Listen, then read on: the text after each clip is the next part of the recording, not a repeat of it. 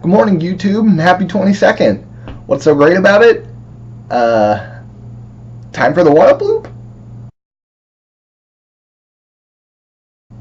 Just a precursor, a little forewarning, if you will.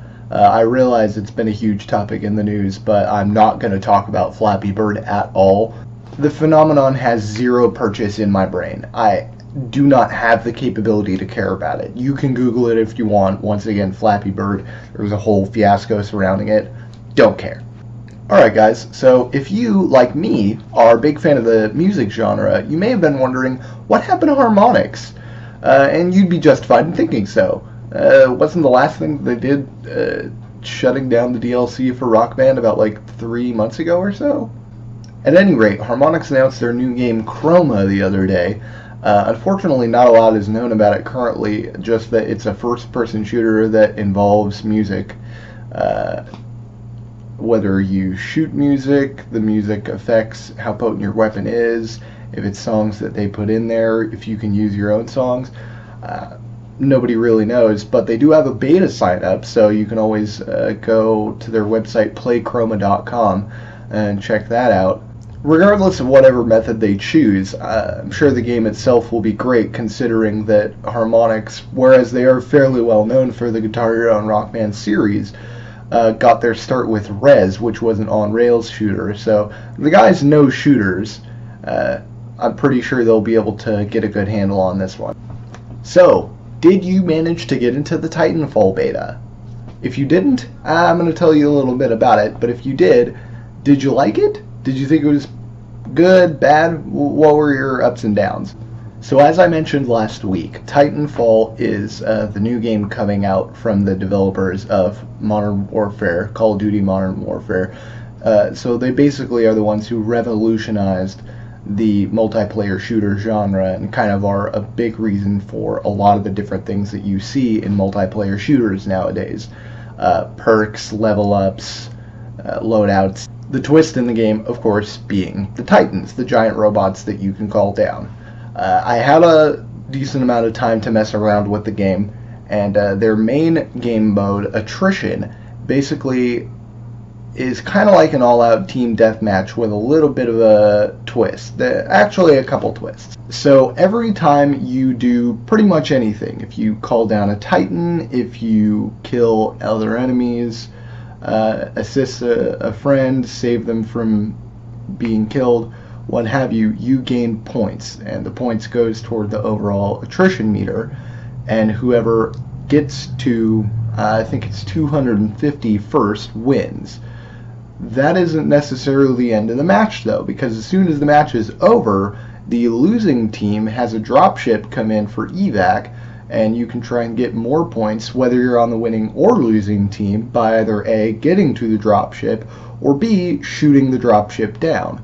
So it's a nice little bonus at the end of the game. Kind of gives players a little extra something to strive for.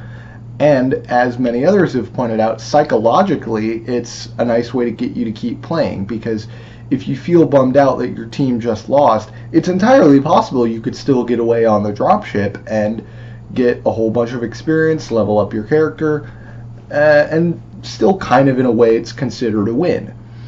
The other thing that I personally am extremely grateful is dotted all around the map there are a bunch of little NPC controlled characters who have considerably less health and armor. Those guys also give you points. In my experience, the winning team is the one who knows to farm minions or creeps or NPC controlled bad guys all around. That guy is me, because one of my greatest shames is I am notoriously bad at multiplayer Call of Duty style shooters. I'm just not fast enough.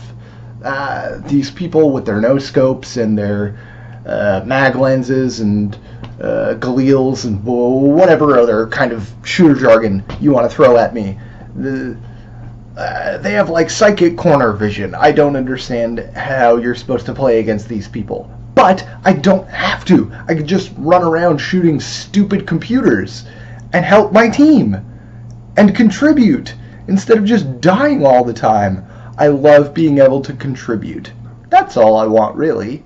So yeah, all in all, it seems like it's a really great game. The content is a little bit lacking currently, but of course it's a beta, and usually those tend to be much older builds. So even though the game is about a month away from release, I'm sure when it comes out there will be plenty of content, and everybody will jump on board and talk about it for months on end because they love those guys.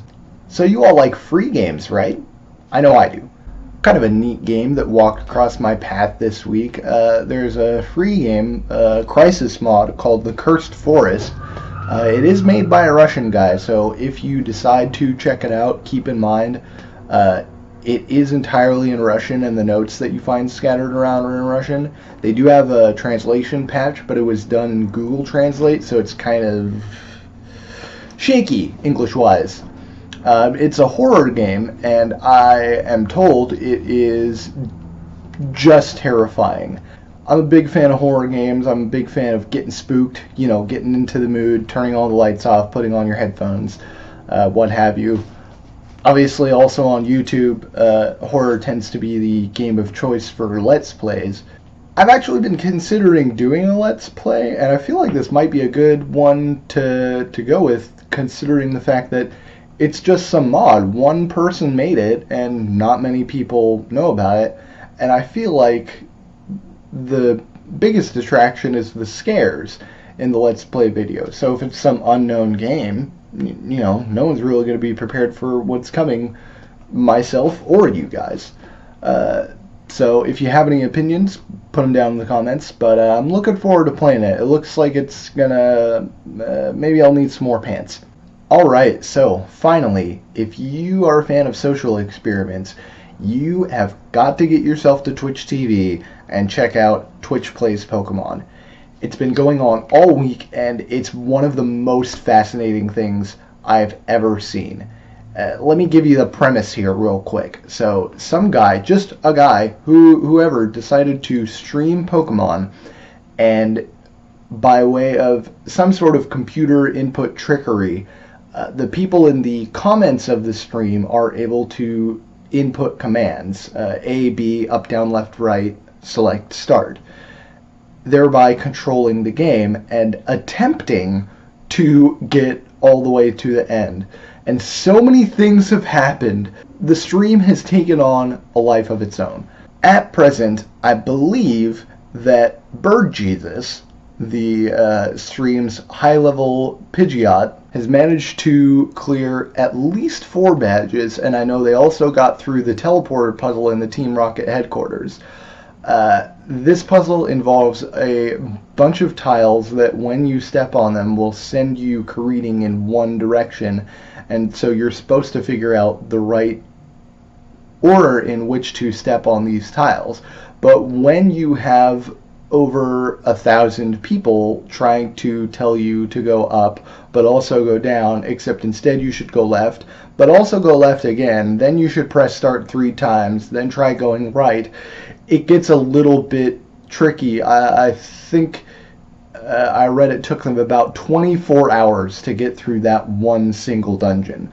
So they're plugging along, but one of the more interesting things that happened is, for a little bit, the creator of this stream decided to implement a democratic system whereupon people would vote, and then whatever got the most votes would be the next command that was input. So people who were trying really hard to actually complete the game through the stream kind of had more of a chance of that actually happening. However, most people seem to think that the chaos is the better way to do it, which I'm going to have to agree because of the 1 million monkeys theory. A whole bunch of them started voting start 9.